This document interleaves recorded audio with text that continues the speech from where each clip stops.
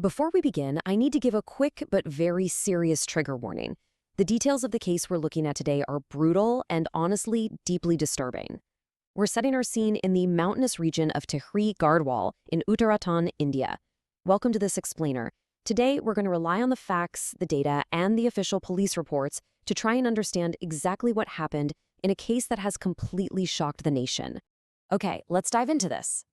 On the night of Sunday, June 7, 2026, a late-night phone call set into motion a chain of events that would ultimately end the life of a young boy and ignite absolute, widespread outrage. So, the central question we're unpacking today is simply this. What exactly happened to 18-year-old Ketan Lal? To understand that, we really need to break down the social dynamics that set the stage for this tragedy. And this starkly illustrates the rigid social divide at the very heart of this case. On one side, we have Ketan Lal. He was an 18-year-old Dalit student from Deval village, belonging to a scheduled caste. On the other side, we have a 15-year-old minor girl. She comes from an upper caste family in the neighboring village of Kholgarh. Now, according to the police, these two had been friends for about 6 months.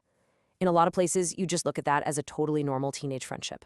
But in regions where caste hierarchies are still deeply entrenched, this connection crossed a very dangerous, invisible line. Now, you should know this friendship wasn't entirely a secret, and it was fiercely opposed. Official police reports tell us that the girl's father, Yashveer Singh, had actually gone and met with Ketan's father, Dhanpal Lal, prior to all this. The whole purpose of that meeting? A strict, absolutely clear demand that Ketan stop speaking to his daughter.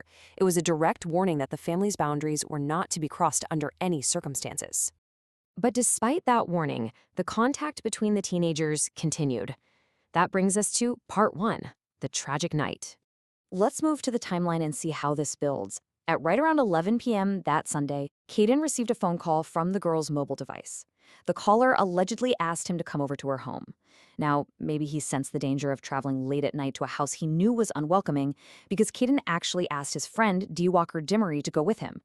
But when the two boys arrived in Kholgarh, they definitely weren't met with a friendly greeting. Instead, police say they were ambushed, physically dragged into a room by members of the girl's family and locked inside. What happened next is just incredibly difficult to process. I want to be very clinical here and attribute these graphic details directly to the formal allegations made by Ketan's family and the resulting police reports. They state that the two boys were beaten overnight with sticks and an iron rod. And it gets worse. The family formally alleges that pliers were used to pull out Ketan's fingernails and toenails, and that iron nails were actually driven into his feet. Throughout this entire horrific assault, his attackers allegedly hurled casteist slurs at him. Now, while Ketan suffered injuries that would tragically prove fatal, it is really important to note that his friend, Diwakar, actually survived the terrifying ordeal. Diwakar managed to make it out, but with severe head, arm, and body injuries, including a fractured arm. He's currently under extensive medical treatment, and his survival is crucial here because it means there is a direct, living eyewitness to the events that took place inside that locked room. Fast forward to early Monday morning. The girl's father, Yashveer, allegedly makes a chilling phone call to Ketan's father, Dhanpal.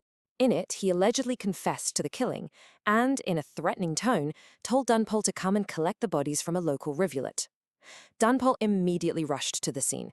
He found his son, still alive but absolutely covered in blood. While they were rushing him to the local community health center, Ketan actually managed to narrate parts of the brutal attack to his father.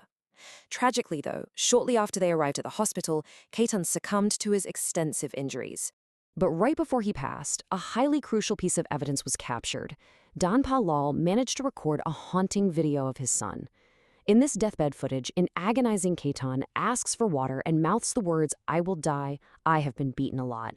And crucially, in this exact same video, he explicitly states that he was targeted specifically because of his scheduled caste identity. This video has now been handed directly over to the police to help establish motive. Losing a young student under such horrific circumstances immediately ignited the local community. That leads us to part 2, the defiant protest. Now, what's really interesting and honestly heartbreaking is the sheer resolve we saw from a grieving father in the aftermath. Standing right outside the hospital morgue, Dhanpal Lal told reporters, "I will not take the body from here until all the culprits are arrested. I am a poor man. I do not have the resources to run around courts for years. I want justice delivered right here." He flat out refused to perform the final rites for his son, effectively turning his profound grief into a massive, steadfast standoff with the authorities. As this multi-day protest at the hospital went on, the family laid out some very specific, official demands for the government. They wanted the death penalty for the accused. They asked for financial compensation of Rs 1 crore. They also demanded a government job for a family member to ensure their future survival, and immediate police protection because they legitimately feared further violence against their community. This unwavering standoff put immense, immediate pressure on local authorities to act swiftly and transparently. Let's look at part 3, the legal response.